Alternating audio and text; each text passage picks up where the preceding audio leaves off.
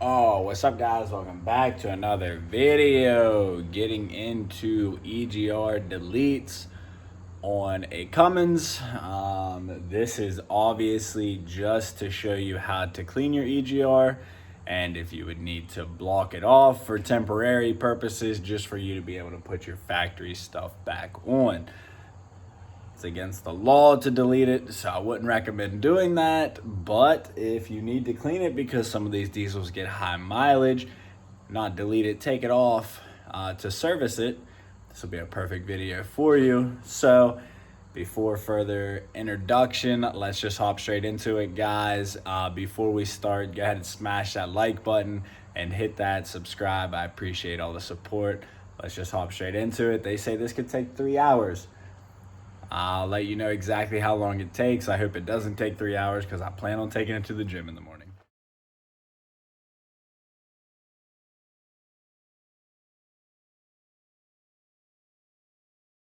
All right, so first part is pull the dipstick out, which I'm going to actually put that right back in while I'm working.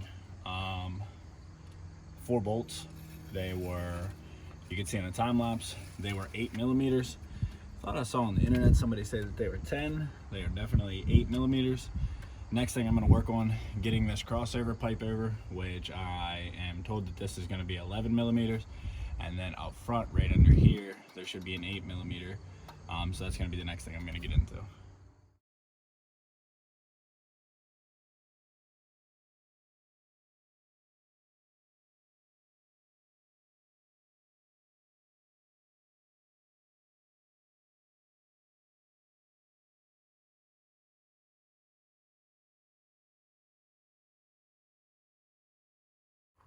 Alright guys, so you can see me and my brother, we're working on the front. Cross pipe, 11 millimeter, 11 millimeter, 10 millimeter, sorry. And then there's an 8 millimeter bolt down here where you see where my finger is. That is a really tight squeeze, and this is the setup I used. I used a very small swiveling head extension and an 8 millimeter. Make sure you use a 6-point socket, because if you use a 12-point, I promise you will strip that. And then started working on the, I guess that's the EGR side on that, and 10 millimeter on that, 4 bolts, and that's actually ready to pop off, I think, actually. Yeah. So I gave that a couple taps, and you guys can see all the buildup in that. That's why we're doing this. We're doing a clean, an EGR clean. So anyway, gonna take a razor blade on top of the intake horn over there that you can see the 2 ports where this came off of, and gonna clean that up really well, and then we'll be able to put the block off plate on that. So jumping over to this side of the engine, which I'll go ahead and rotate the camera here in a second, put it on time lapse.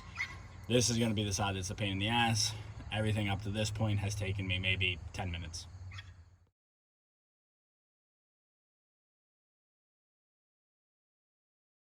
Alright guys, I'm trying to do the most informational video that you can see. So what I took off was that little heat shield, 2 10 millimeter bolts. That comes right off.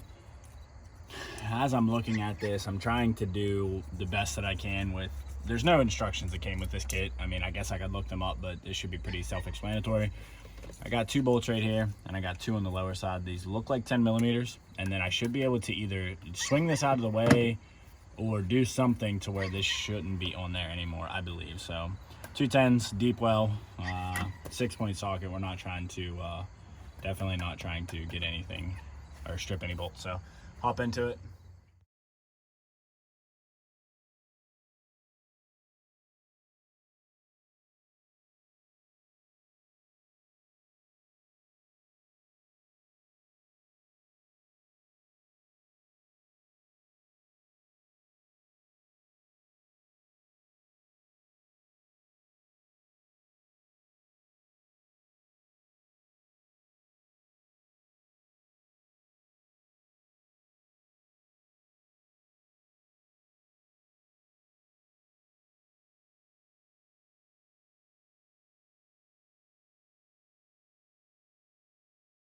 All right guys, so I'm gonna stop and kind of talk what I went through right there.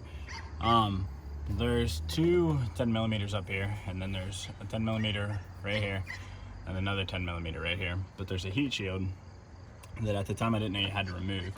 And on the low side, where my pointer finger is pointing, there's two 8mm bolts down there that you have to take out before you're able to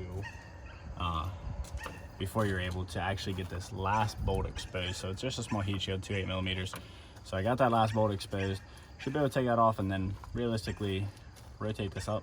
That would be in a perfect world. All right, guys, so it got dark outside. Me and my brother, you know, got to getting food and kind of got distracted. So this whole front piece right here, which I stripped one of the bolts. So what I'm gonna have to do now is work my way back from the cooler. I could get an extractor and get it out, but I wanna keep working today. I wanna see if I can possibly get the cooler itself out. So I'm gonna work my way backwards, try to get that cooler separated, and then there's two 15mm bolts on the bottom. But like I said, I kind of got ahead of myself here. Unplugged these three sensors that were on that side. They were mainly on top of this right here.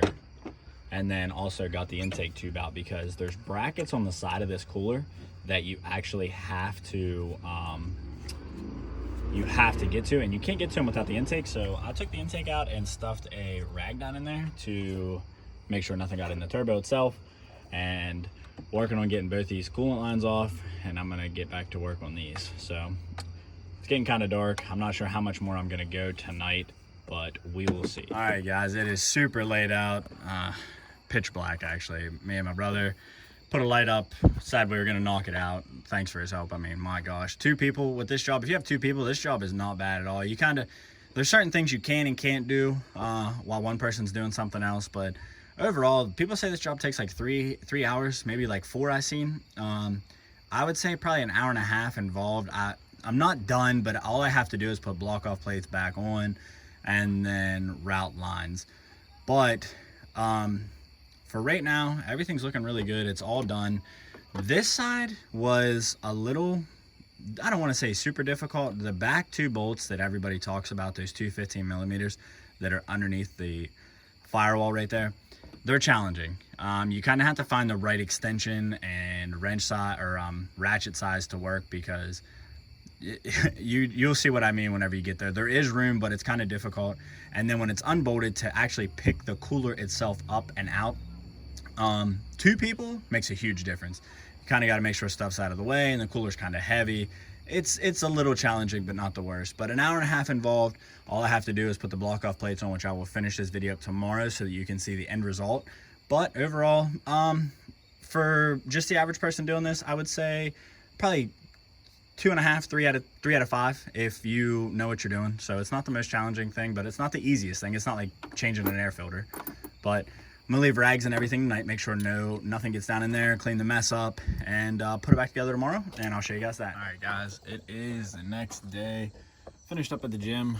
Gonna finish this up now. Have everything, like I mentioned already, done. I'm probably gonna need to get some coolant, but we'll work on that. That's not too low. It looks like it's on the minimum line, so that's fine. You don't lose as much as you thought. Like, everybody online said that I was gonna need to completely drain the coolant, and that's not the case. But anyway, I'm gonna work on the intake side first, just because it's the easiest. I'm gonna scrape around that really well. I didn't do that yesterday. Clean this up really well, put the plate on, and then jump to this side, put the two plates on, and route the CCV back into the valve cover right here. Then it comes with an adapter hose for this right here, which will run down to that piece right there. Some people say you have to change these. It's not looking that way. I'll let you guys know for sure, but it's definitely not looking that way. And then that should be, put the intake back on, should be done. So I'm gonna put you guys on a time lapse and hop right into this, and we'll knock it out. All right, guys, I'm trying to give you pretty much any advice I can along the way, just in case you're doing this yourself. It does come with two gaskets, this one and then the back one right there that you see. These are different sizes, and the one they'll actually kind of fight you if it's like too big for this one. So the big one goes on the back, and the smaller one of the two gasket goes on the front. Like I said, I'm trying to literally walk you through this to where if you have any questions and you're like not really that mechanically inclined, that you know what you're doing. So small gasket up front before the plate, big one in the back. Also check the DGT bung if that would like fall in your exhaust or something like that. You don't want that to get in the turbo, inside the head. You just don't want to deal with that. So check the tightness of that. Coolant line off of this runs top neck. Let's see here. This right here is your CCV. So this is going to connect back to there. And then the new coolant line is going to have a pressure fitting in here, which I'm going to show you guys in a minute. And it's going to run to this line right here. After I do that, top the coolant back off, which you can see how much I've lost is not much. Put the intake back on, done. But obviously this is just for servicing your EGR. So you're gonna need to put that back on in the exact reverse order, but I just wanted to show you guys how to take it off. All right guys, so before I start on the exhaust side, you have two different plates that come with the kit. This one with a bung in it, and then this flat plate. And the bung one goes in the back, it's for an EGT port if you decide to go that route. Flat bottoms, they do come with new gaskets. I'm gonna lay the new gaskets down and like I said, reuse the old hardware. I hate that you have to reuse the old hardware, but it is what it is. So let's knock it out.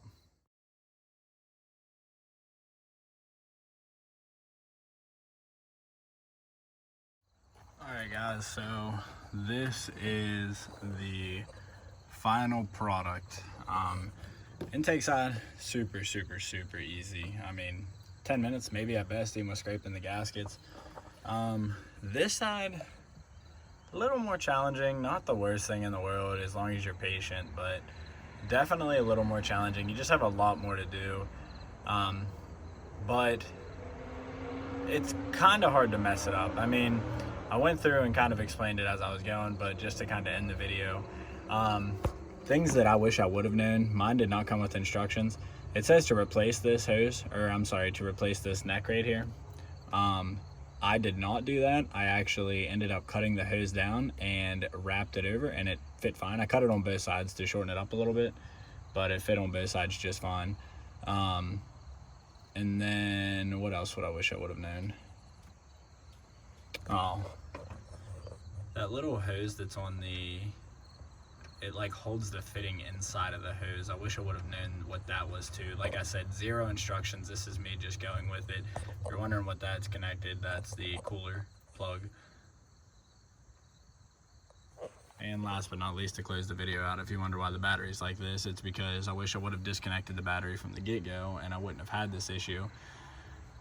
You know, see how the wrenches are lined up right there? Well, bet your sweet ass one of them touched the positive while the battery was hooked up, and I'm getting a code now that says it's like a battery voltage issue. So I've been told it's either these two fuses, which are right here, this is completely off topic, or the alternator, which apparently Dodge is like notorious for that.